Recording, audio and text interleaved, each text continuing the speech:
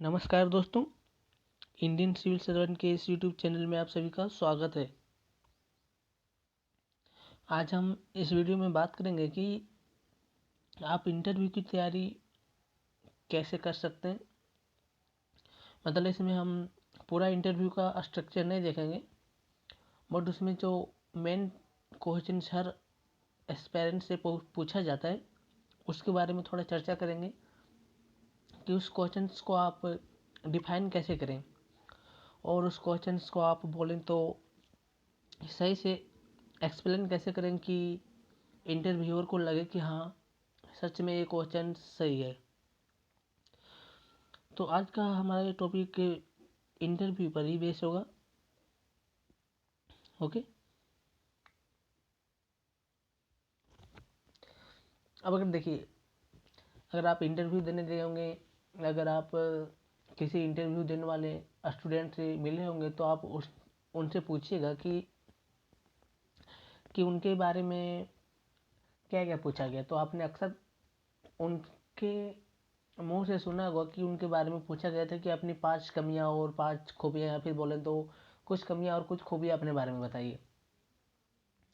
अक्सर जब इंटरव्यू का फर्स्ट टाइम होता है, मतलब पहला या दूसरा तीसरा दिन ऐसा होता है, तो इस टाइम में ऐसा क्वेश्चन नहीं पूछा जाता है। इस टाइम सिर्फ फैक्चुअल क्वेश्चन पूछा जाता है, जैसे कि बोले तो भारत का पहले प्रधानमंत्री कौन था, या फिर बोले तो अमेरिका का पहला प्रधानमंत्री कौन था। ऐसा फैक्चुअल क्वेश्चन पूछा जाता है जो कुछ दिनों में पूछा जाता है। जब पहला दूसरा तीसरा दिन रहता है तब पूछा जाता है ऐसा क्वेश्चंस। बट जैसे जैसे इंटरव्यू का लास्ट दिन होते जाता है, वैसे वैसे इंटरव्यूअर के पास क्वेश्चंस की संख्या कम होते जाती है। तब वो क्वेश्चंस कहाँ कहाँ से लाएगा। मतलब उसके ऊपर ये भी दबाव रहता है ना कि हर एस्पायरेंट को नया नया क्वेश्चन पूछा जाए। तो कुछ दिनों तक इंटरव्यूअर के पास क्वेश्चंस का संख्या बहुत ज़्यादा रहता है, इसीलिए उस टाइम वो फैक्चुअल क्वेश्चन ज़्यादा करते हैं और डिसीजन मेकिंग क्वेश्चंस या फिर बोलें तो प्रॉब्लम सॉल्विंग क्वेश्चन बहुत कम करते हैं। बट जब जैसे जैसे टाइम बीतता जाता है तो उस एस्पायरेंट्स के पास जो है सो फैक्चुअल क्वेश्चन कम हो जाता है और डिसीजन मेकिंग और बोलें तो प्रॉब्लम सॉल्विंग का क्वेश्चन संख्या बढ़ जाता है।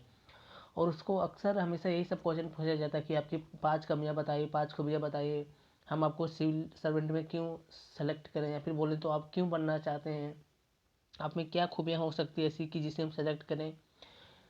इसी तरह का फैक्चुअल क्वेश्चन, या फिर बोलें तो फैक्चुअल नहीं, रीजनिंग टाइप का क्वेश्चन पूछा जाता है, या फिर बोलें तो डिसीजन मेकिंग का क्वेश्चन, जिसमें आपको कुछ भी पूछा जा सकता है। जैसे मान लेते हैं कि क्वेश्चन और एग्जाम्पल लेते हैं। मान लेते हैं कि एक पक्ष हिंदू पक्ष है, वो है कि अपना रामनवमी में अपना ध्वज निकालना चाह रहा है, और एक मुस्लिम पक्ष है जो वो भी अपना बोलें तो कोई टाइम, या फिर बोलें तो उसका भी कोई त्यौहार है और उस टाइम वो भी अपना ध्वज ही निकालना चाह रहा है। दोनों एक ही टाइम पे निकालना चाह रहा है और एक ही गली से निकालना चाह रहा है। तो आपको ऐसा क्वेश्चन पूछा जाएगा कि उस टाइम आप क्या कीजिएगा। मतलब दोनों चाह रहे कि पहले मेरा ध्वज निकले, तो आप उस टाइम क्या कीजिएगा और क्या डिसीजन लीजिएगा कि किसको पहले निकालने दीजिएगा और किसको नहीं निकालने दीजिएगा। दोनों एक ही गली से निकालना चाह रहे हैं, तो इस तरह के क्वेश्चन को बोलते हैं हम लोग प्रॉब्लम सॉल्विंग, या बोलें तो डिसीजन मेकिंग क्वेश्चन। आप किस तरह का डिसीजन लीजिएगा और क्यों लीजिएगा, उसका आपको तर्क देना पड़ेगा वहाँ पे। तो ये हो गया हमारा डिसीजन मेकिंग का क्वेश्चन। तो इसमें हम लोग आज एक मेन टॉपिक पर चर्चा करेंगे कि अपनी 5 कमियां और 5 खूबियां बताइए। मतलब कि इंटरव्यूअर अक्सर आपसे यही बोलेगा कि अपनी 5 कमियां 5 खूबियां बताइए, या तो अपनी कुछ खूबियां या अपनी कुछ कमियां बताइए। तो उसमें से आप एक दो तो नहीं बता सकते, कम से कम 3-4 तो होने ही चाहिए।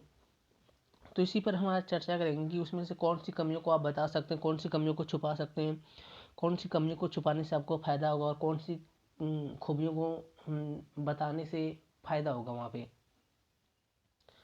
तो चलिए देखते हैं कि कौन सी कमियां कौन सी खूबियां हो सकती हैं हमारे अंदर, और किसको हम बता सकते हैं जिससे इंटरव्यूअर को भी लगे कि हाँ, मुझे जिस काम के लिए यहाँ पर बैठाया गया वो बच्चा आज मुझे मिल गया और हम इसको सेलेक्ट कर लेते हैं। तो देखिए, पहले हम लोग बात करेंगे कि हमारी खूबियाँ क्या हो सकती है, कि हम अपनी किन खूबियों को बता सकते हैं इंटरव्यूअर के सामने कि उस वो हमसे इम्प्रेस हो जाए, या फिर बोलें तो वो हमारी सवालों से खुश होकर हमें सेलेक्ट कर ले। तो देखिए इसमें हमारा पहला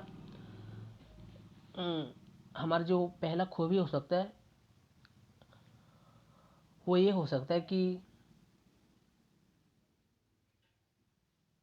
देखिए पहला खूबी हमारा ये हो सकता है कि थोड़ा देखिए पहला खूबी हमारा ये हो सकता है कि सुनिएगा ध्यान से कि मैं किसी भी बात पर निर्णय करने से पूर्व ज़्यादा सोचता नहीं हूँ, या फिर बोलें तो ज़्यादा टाइम नहीं लेता हूँ। तो देखिए इसमें खूबी कहाँ से आ गया, इस बात को मैं समझाता हूँ थोड़ा आपको। देखिए मैंने बोला कि मैं किसी भी बात पर निर्णय करने से पूर्व ज़्यादा सोचता नहीं हूँ या फिर ज़्यादा टाइम नहीं लेता हूँ। तो इस स्थिति में देखिए आपका खूबी यहाँ पर आ गया कि आपने ज़्यादा टाइम नहीं लिया किसी डिसीजन मेकिंग पे, बहुत जल्दी निर्णय दे दिया, बहुत जल्दी डिसीजन ले लिया। अब मान लेते कि जो भी एग्जांपल हम देते ध्वज वाला कि कौन सा किसको ध्वज निकालने के टाइम पहले दिया जाएगा, मतलब कौन पहले निकालेगा, तो उसमें भी आपको यही करना होगा कि जल्दी आपको डिसीजन लेना होगा, नहीं तो वहाँ पे दंगे के फसाद हो सकते हैं। तो उस टाइम पे आपका ये खूबी काम आ जाएगा कि हमने निर्णय करने से पहले ज़्यादा सोचा विचारा नहीं, मतलब ज़्यादा टाइम नहीं लिया और तुरंत अच्छा निर्णय लिया। तो एक पहला निर्णय तो हमारा ये हो गया कि हमारा जो निर्णय का जो प्रक्रिया है वो पहले हो गया, मतलब बहुत जल्दी हम अपना अच्छा निर्णय ले लेते हैं और बहुत जल्दी डिसीजन ले लेते हैं बहुत कम टाइम में। ये हो गया हमारा पहला खूबी। अब बात करेंगे कि नेक्स्ट खूबी को हम क्या बोलें, या फिर क्या नेक्स्ट खूबी मेरा हो सकता है। तो देखिए इसमें हो सकता है कि मेरा डिसीजन मेकिंग जो है सो बहुत अच्छा है, तथा मैं बोलूँ तो कम समय में ही बहुत अच्छा डिसीजन ले सकता हूँ। डिसीजन मेकिंग मतलब वही हो गया कि उस जगह पे आपने कौन सा डिसीजन लिया, ध्वज की जगह पर किसको आपने निकालने दिया और किसको नहीं निकालने दिया, क्यों निकालने दिया, और तुरंत आपने वो निर्णय ले लिया। डिसीजन मेकिंग का बोलें तो मेरी जो पर्सनैलिटी है वो अच्छी है, मतलब मैं कोई भी निर्णय लेता हूँ तो अच्छा लेता हूँ, ये नहीं कि कोई पक्ष को नुकसान हो या कोई पक्ष को फायदा हो, मतलब दोनों को समान तरह से बोलें तो दोनों को समान तरह से फायदा हो, किसी को नुकसान और किसी को घाटा ना हो। तो ये हो सकता है कि मेरा जो निर्णय लेने का पक्ष है, या फिर बोलें जो मेरा डिसीजन मेकिंग का स्किल है वो बहुत अच्छा है, और जो मैं डिसीजन मेकिंग का जो मेरा स्किल है वो बहुत कम समय में हो जाता है। ऐसा नहीं कि मुझे डिसीजन लेने के लिए बहुत ज़्यादा टाइम लेना पड़ता है। तो सेकेंड नंबर का स्किल ये हो सकता है आपका कि आप डिसीजन मेकिंग जो है सो बहुत कम समय में लेते हैं और बहुत अच्छा डिसीजन देते हैं और बहुत अच्छा डिसीजन लेते हैं। तो ये सेकेंड नंबर का हमारा टॉपिक। अब बात करेंगे कि थर्ड नंबर पे हम क्या बोल सकते हैं। ओके, तो देखिए थर्ड नंबर पर हम ये बोल सकते हैं कि थर्ड नंबर पर आप बोल सकते हैं कि मैं अच्छी प्लानिंग भी कर लेता हूँ, या फिर बोलें तो मैं अच्छी प्लानिंग कर सकता हूँ या फिर करता हूँ, तथा उसको हासिल करने का भी कोशिश करता हूँ, या फिर बोलें तो हासिल भी कर लेता हूँ। मतलब अगर मैं कोई प्लानिंग करता हूँ तो वो अच्छा होता है, ये नहीं कि ख़राब प्लानिंग होता है फिर बैड प्लानिंग होता है, और उसको हासिल भी करता हूँ। मतलब आपने कोई कुछ लक्ष्य निर्धारित किया तो बोले कि मैं किसी लक्ष्य को निर्धारित करता हूँ तो उसको अच्छे से प्लानिंग करता हूँ, फिर उसको अच्छे से हासिल भी कर लेता हूँ, ये नहीं कि उसको छोड़ देता हूँ। मतलब मेरा प्लानिंग जो है वो अच्छा होता है और हम उसको हासिल भी कर लेते हैं। तो आपका हो गया थर्ड में, आपका प्लानिंग हो गया कि मैं प्लानिंग अच्छे से करता हूँ, उसको अच्छे से प्रभावी तरीके से बोलें तो हासिल करता हूँ, और सही तरीके से मैं प्लानिंग भी करता हूँ। तो ये हो गया आपका थर्ड नंबर का पॉइंट कि आप प्लानिंग अच्छे तरीके से करते हैं और उसको सही तरीके से हासिल भी कर लेते हैं। हम बात करेंगे कि हमारा जो फोर नंबर का गुण होगा वो क्या होगा, मतलब फोर नंबर का खूबियाँ क्या होगा हमारे अंदर। तो देखिए इसमें आप बोल सकते हैं कि मेरे अंदर धैर्य और लगन बहुत अच्छे तरीके से है। मतलब डायरेक्ट ऐसे नहीं बोलिएगा, बोलिएगा कि सर देखिए मेरे अंदर जहाँ तक धैर्य की बात और लगन का बात करें तो मेरे अंदर बहुत, मेरे अंदर जो है सो प्रचुर मात्रा में विद्यमान है, और मैं किसी भी समय धैर्यवान रह सकता हूँ, और लगन भी मेरे अंदर बहुत अच्छा है। अगर आपने हिंदी साहित्य पढ़ा होगा तो मतलब सॉरी, अगर आपने नीति शास्त्र पढ़ा होगा इथिक्स, तो उसमें आपको तो उसमें आपने केस स्टडी में पढ़ा होगा कि किसी भी सिविल सर्वेंट के लिए कौन सा खूबी, या फिर बोलें तो कौन सा, हाँ वही बोलें तो खूबी, कौन सा खूबी उसके अंदर, या फिर बोलें तो कौन सा गुण उसके अंदर होना चाहिए, या फिर कैरेक्टर उसके अंदर क्या होना चाहिए। तो देखिए, किसी भी सिविल सर्वेंट के लिए यह बहुत ज़्यादा जरूरी है कि उसके अंदर धैर्य होना चाहिए। मतलब कोई भी कार्य करे तो उसके अंदर धैर्य होना चाहिए, उसके अंदर उसके प्रति लगन होना चाहिए। तो इसमें आप 4 नंबर में ऐड कर सकते हैं कि मेरे अंदर धैर्य और लगन की बहुत अच्छी स्थिति है, और मैं किसी भी समय धैर्य में रह सकता हूँ, और मेरे अंदर लगन भी बहुत अच्छा है। हम बात करेंगे कि, तो देखिए इसमें तो हो गया कि हमारा धैर्य और लगन हो गया इसमें 4 नंबर पे। ओके, धैर्य और लगन हमारे अंदर बहुत है, और मैं किसी भी समय धैर्यवान रह सकता हूँ। तो ये हो गया हमारा 4 नंबर का टॉपिक। हम बात करेंगे कि 5 नंबर में कौन सी कोई भी हम अपना बोलें। तो देखिए, आप 5 नंबर में ये बोल सकते हैं कि मेरे अंदर करुणा और संवेदनशीलता भी है। संवेदनशीलता मतलब हो गया सहनशीलता। मगर अगर आपको कुछ हो गया तो आप सहन कर पाते हैं या नहीं पाते हैं। मान लेते हैं कि आप एक डीएम हैं, और अगर आपके मोहल्ले में कहीं पे, किसी मोहल्ले में या फिर बोलें तो किसी घर में आग लग गई है, और वहाँ पे कुछ आदमी जो ऐसे बुरी तरह से बोलें तो घायल हो गया, और अगर आपने वहाँ पे देखा उस आदमी को और आप खुद रोने लगे, या फिर बोलें तो खुद बेहोश हो गए, तो ये संवेदनशीलता की बात नहीं हुई। वहाँ पे आपको ज़रूरत होगा कि आप उस घायल लोगों की मदद करें, एकदम संवेदनशील होकर और सहनशीलता से होकर, और पूरी करुणा की भावना से। तो ये हो गया कि आप बोल सकते हैं कि मेरे अंदर करुणा और सहनशीलता की भावना बहुत अधिक है, और ये हर सिविल सर्वेंट के अंदर होना चाहिए। तो ये हमारा 5 नंबर का टॉपिक हो गया कि करुणा का भाव मेरे अंदर बहुत ज़्यादा है। ओके, करुणा वही सहनशीलता। तो ये हमारा 5 नंबर का टॉपिक हो गया हमारा कि करुणा और सहनशीलता हमारे अंदर बहुत अच्छा है सर, और मैं किसी भी समय संवेदनशील रह सकता हूँ और सह सकता हूँ। ओके, उसके बाद बात करेंगे कि 6 नंबर पे क्या बोल सकते हैं, फिर 6 नंबर का हमारा टॉपिक कोई भी क्या हो सकता है। तो देखिए, इसमें आप बोल सकते हैं कि, देखिए 6 नंबर पे आप बोल सकते हैं कि मैं अपनी ज़िंदगी में जो है सो बैलेंस बनाने में सहज हूँ। मतलब कोई भी चीज़ का अगर काम हो, या फिर कोई भी टॉपिक हो, या फिर कोई भी मुद्दा हो, तो उसमें मैं बैलेंस बनाने में सक्षम हूँ। मतलब संतुलन रह सकता हूँ उस टाइम में। ऐसा नहीं कि बिगड़ जाए, या फिर बोलें तो डगमगा जाए, या फिर बोलें तो डर जाए, ऐसा नहीं है। मैं अपनी ज़िंदगी में बैलेंस बनाने में बहुत अच्छे से काबिल हूँ, और बैलेंस बना के हमेशा चलता हूँ। तो ये भी आप बोल सकते हैं खूबी में अपना, कि मैं बैलेंस बना के हमेशा रहता हूँ, या फिर बोलें तो बैलेंस बना के हमेशा रह सकता हूँ, कभी मैं डगमगाता नहीं हूँ। अब अगर बात करेंगे कि 7 नंबर का टॉपिक हमारा क्या हो सकता है, तो देखिए आप 7 नंबर में बोल सकते हैं कि मेरे अंदर सीखने की बहुत इच्छा होती है। मतलब मेरे अंदर सीखने की बहुत ललक है, और मैं हमेशा नई नई चीज़ें सीखने की कोशिश करता हूँ, और सीखते रहता हूँ।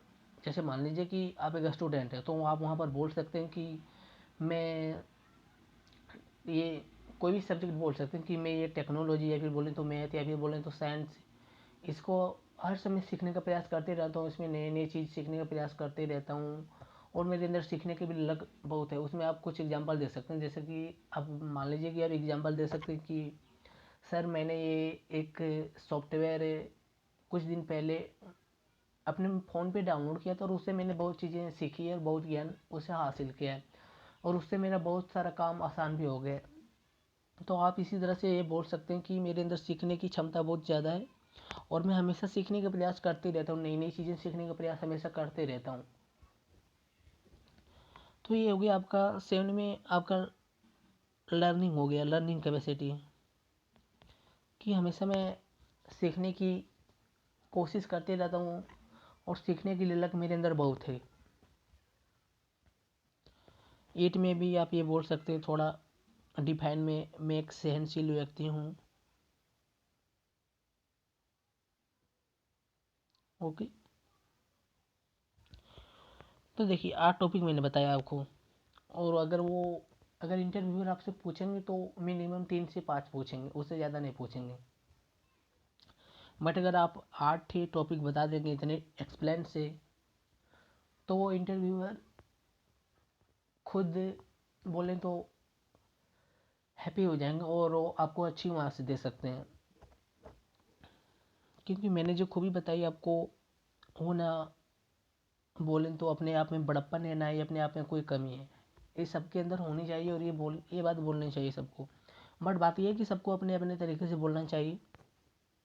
और ध्यान रहे कि आपने जो ये खूबी बताया है, उसमें हर किसी में आप एक एग्जाम्पल दे सकते हैं, कोई एग्जाम्पल दे सकते हैं। जैसे कि मेरे अंदर सहनशीलता की क्षमता अधिक है, तो आप बोल सकते हैं कि सर मैंने कभी ये देखा था, तो उस टाइम मैंने बहुत अपने अंदर बहुत सहन किया था। एग्जाम्पल दे सकते हैं कि हाँ मैंने ऐसा किया था।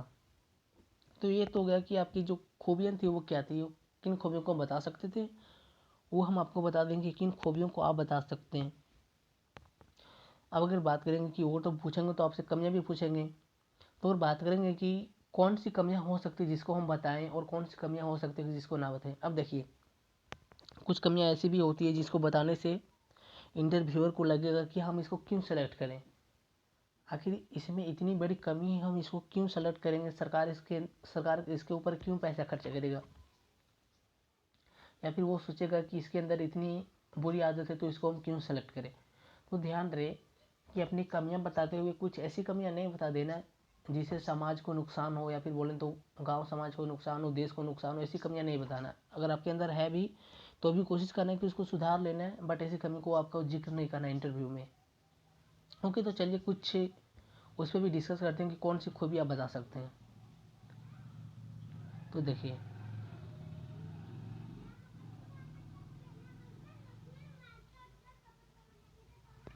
तो चलिए हम लोग पहले अब खूबियाँ देख ली, अब कमियाँ देख लेते हैं कि कौन सी कमियाँ हो सकती है।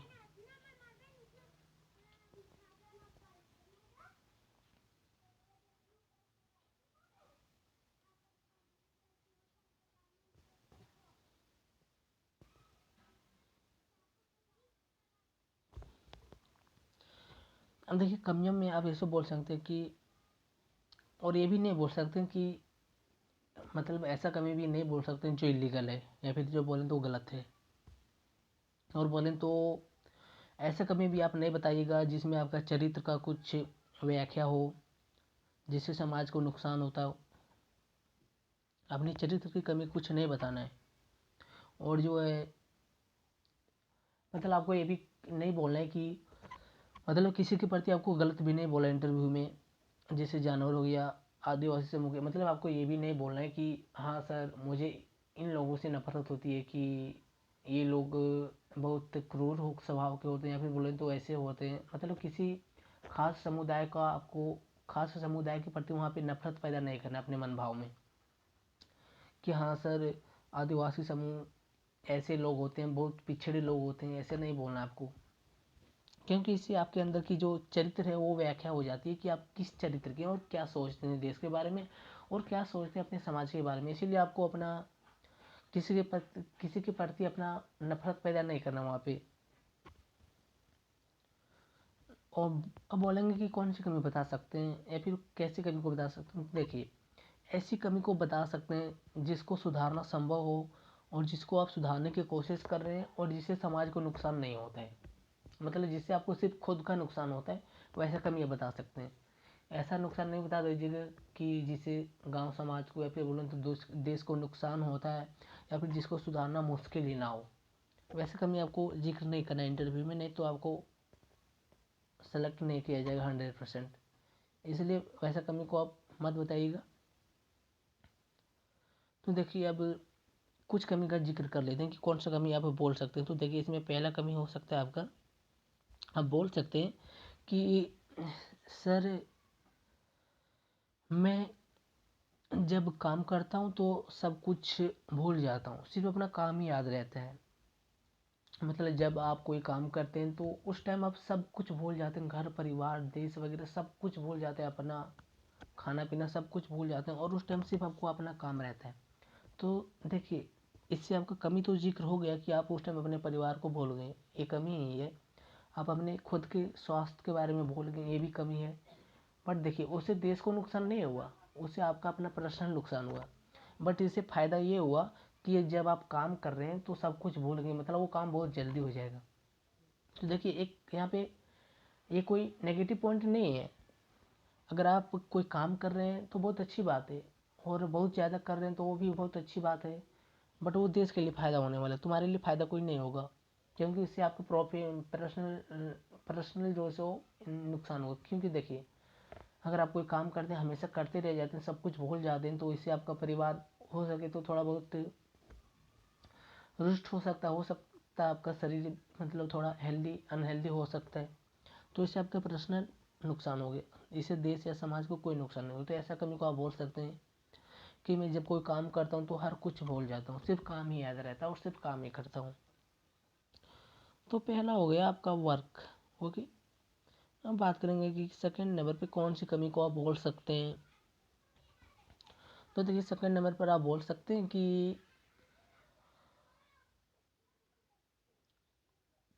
सर कुछ समय मेरा मनोरंजन में व्यर्थ हो जाता है, लेकिन मैं इसको मैनेज करने की कोशिश कर रहा हूँ कि ये जो समय मेरा व्यर्थ हो रहा है उसको बचाने की कोशिश करूँ, और ये मनोरंजन का जो टाइमिंग है उसको किसी तरह से छोड़ने की कोशिश करूँ। मतलब आप बोल सकते हैं कि सर मेरा आधा घंटा 1 घंटा टाइम जो है तो मनोरंजन में व्यस्त हो जाता है डेली डेली। मैं फ़ोन पे गेम खेल लेता हूँ, या फिर बोलें तो कोई मूवी सीरियल देख लेता हूँ, ऐसा कुछ बोल सकते हैं, जिससे मेरा टाइम डेली वेस्ट हो जाता है आधा घंटा 1 घंटा। और मैं इसको मैनेज करने की कोशिश कर रहा हूँ सर, इसको सुधारने की कोशिश कर रहा हूँ कि ऐसा ना करूँ, और कोशिश जारी है। तो इसको बोल सकते हैं कि मेरा टाइम जो है थोड़ा मनोरंजन में व्यर्थ हो जा रहा है। तो आप इसमें मनोरंजन वाली बात बोल सकते हैं, जिससे मेरा टाइम वेस्ट हो जा रहा है सर। ओके, अब इतना बोलेंगे तो आप ज़रूरी है कि इसके बाद वो भी समझ जाएगा इंटरव्यूअर कि हाँ सही बोल रहे हैं, कि चलिए अगर सुधारने की कोशिश कर रहे हैं तो अच्छी बात है।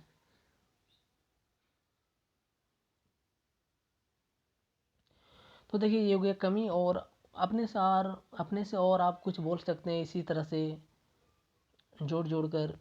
बट ध्यान रहे कि इसमें ऐसा कमी नहीं बताना है, या फिर ऐसा खूबी मतलब ऐसा कमी नहीं बताना है जो इलीगल हो और जिससे समाज को नुकसान होता हो। ऐसा ही कमी बताना है जिससे सिर्फ खुद का नुकसान हो, सिर्फ आप ही को नुकसान हो रहा हो, ऐसा ही कमी का जिक्र करना है वहाँ पे।